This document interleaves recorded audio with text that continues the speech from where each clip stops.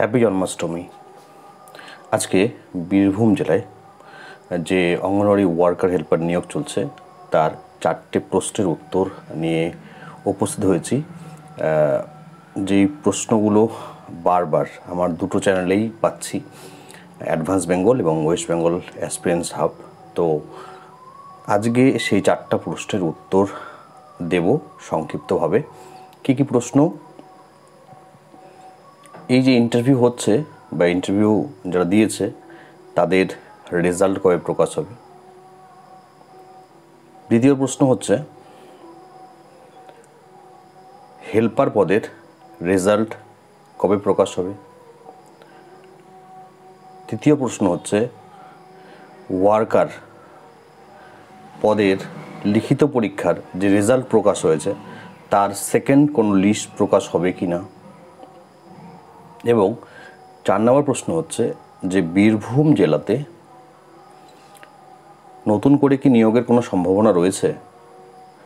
তো যাদের এই প্রশ্নগুলোর উত্তর প্রয়োজন একটু ধৈর্য সহকারে কথাগুলো শোনো, আশা করি উত্তর পাবে এবং তোমাদের মনের মধ্যে যে প্রশ্নটা তৈরি হয়েছিল সেটাও ক্লিয়ার হবে। প্রথমত বলি যে বীরভূম জেলাতে নতুন করে আইসিডিএসের কোনো রিক্রুটমেন্ট হবে কি? এই প্রশ্নের উত্তরে এটা বলতে হয় যে বর্তমানে যে রিক্রুটমেন্টটা হচ্ছে সেই রিক্রুটমেন্টের বিজ্ঞপ্তি বেরিয়েছিল 2018 সালে, অর্থাৎ আজ থেকে 5-6 বছর আগে। 18 সালের একদম শেষ দিকে বেরিয়েছিল। 19 সালের ফেব্রুয়ারি মাস পর্যন্ত সেটাতে অ্যাপ্লাই করা গিয়েছিল, যারা এখন পরীক্ষা দিয়ে যারা ইন্টারভিউ দিচ্ছে বা যারা রেজাল্ট পেয়েছে। তো 2019 সালের এটার অ্যাপ্লাই হয়েছিল এই আইসিডিএস ওয়ার্কার হেল্পার পদে বীরভূম জেলায়। তারপর দীর্ঘ 5.5 বছর কেটে গিয়েছে এবং এখনও পর্যন্ত এই রিক্রুটমেন্টটি শেষ হয়নি, রিক্রুটমেন্ট প্রসেস সম্পূর্ণ শেষ হয়নি।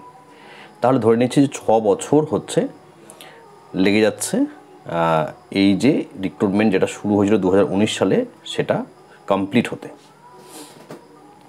সেক্ষেত্রে যদি দেখা যায়, একদম আমাদের সাধারণ বুদ্ধি যেটা বলে, গত 6 বছরে প্রচুর ক্যান্ডিডেট, প্রচুর কর্মী বা সহায়িকা, ক্যান্ডিডেট নয়, প্রচুর কর্মী বা সহায়িকা তারা তাদের চাকরি জীবন থেকে রিটায়ার্ড হয়েছেন, অবসর নিয়েছেন।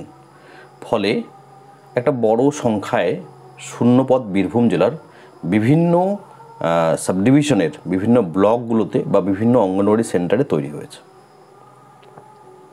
তাহলে সেক্ষেত্রে এটা খুব সহজেই অনুমেয় যে বীরভূম জেলাতে আরও নতুন করে অঙ্গনওয়াড়ি রিক্রুটমেন্ট হবে। সেটা 2024 সালের শেষের দিকে যদি না হয় রিক্রুটমেন্টের বিজ্ঞপ্তি প্রকাশ, তাহলে সেটা 2025 সালে হবে। এখন এক্ষেত্রে ডিপার্টমেন্ট যেটা ভালো মনে করবেন তারা সেটাই করবেন। এই গেল একটা প্রশ্নের উত্তর। দ্বিতীয় প্রশ্নের উত্তর হচ্ছে যে এই যে ইন্টারভিউ হচ্ছে, এই ইন্টারভিউয়ের রেজাল্ট কবে প্রকাশ হবে? তোমরা জানো যে রামপুরহাট সাবডিভিশন এবং বীরভূম সিউড়ি সাবডিভিশন, রামপুরহাট সাবডিভিশন এবং সিউড়ি সাবডিভিশনে ইন্টারভিউ শুরু হয়েছে, চলছে। 12ই ডিসেম্বর থেকে ইন্টারভিউ চলছে। খুব সম্ভবত বোলপুর শান্তিনিকেতনে এই নিয়োগের বিজ্ঞপ্তিটা প্রকাশ হয়নি, ফলে এখানে আসছে না। কিন্তু রামপুরহাট এবং সিউড়ি সাবডিভিশনের ইন্টারভিউ শুরু হয়েছে রামপুরহাট দিয়েই 12ই আগস্ট থেকে, এবং 28 আগস্ট পর্যন্ত এই ইন্টারভিউ চলবে বা চলছে। 28শে আগস্ট পর্যন্ত হলে কিন্তু এই দুটো সাবডিভিশনের ইন্টারভিউ কমপ্লিট হয়ে যাবে ওয়ার্কার পদের জন্য। এবার রেজাল্ট আমরা এক্সপেক্ট করতে পারি কতদিনে? যদি সব কিছু স্মুথলি হয়, কেন যদি বলছি সেটাও বলছি, যদি সব কিছু স্মুথলি হয়, কোনো রকম কেস না হয়, তাহলে তোমরা দ্রুত রেজাল্ট পেয়ে যাবে। একদম সেপ্টেম্বর মাসের 2nd বা 3rd উইকে রেজাল্ট পেয়ে যাবে।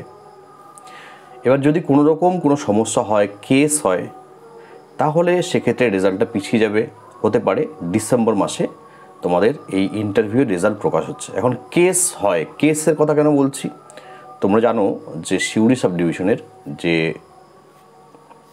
খয়রাসোল ব্লক রয়েছে সেখানে রেজাল্ট নিয়ে একটি নিউজ প্রকাশিত হয়েছে, যেখানে 4 জন ক্যান্ডিডেট, তাদের প্রথম যে লিস্টটি সিডিপিও অফিসে টাঙানো হয়েছিল সেখানে তাদের নাম ছিল, পরবর্তীতে যে লিস্ট আবার টাঙানো হয়েছে যেটাতে এসডিও সাহেবের সই ছিল সেখানে সেই 4 জন ক্যান্ডিডেটের নাম নেই। তো তারা একটা কেস করবে বা করার মতো একটা চিন্তাভাবনা নিয়ে রয়েছে। যদি তারা মানে কেস করে, হতে পারে একটু হ্যাম্পার হবে, আবার নাও হতে পারে। সেক্ষেত্রে রেজাল্ট তোমরা যদি সমস্ত কিছু স্মুথলি হয় তাহলে সেপ্টেম্বর মাসের 3rd উইকের মধ্যেই রামপুরহাট আগে এবং তারপরে সিউড়ি অথবা একসাথেই দুটোই প্রকাশ হবে। এবং যদি কোনো কারণে দেরি হয় কোনো কারণবশত, তাহলে সেটা কিন্তু একটু পিছিয়ে যাবে। সেটা তোমরা অক্টোবর মাসে রেজাল্ট প্রকাশ হওয়ার সম্ভাবনা নেই, তোমরা ধরে রাখতে পারো সেক্ষেত্রে নভেম্বরের শেষে বা ডিসেম্বরে প্রকাশ হবে, যদি সেপ্টেম্বরে 3rd উইকে না হয়। এই গেল 2 প্রশ্নের উত্তর।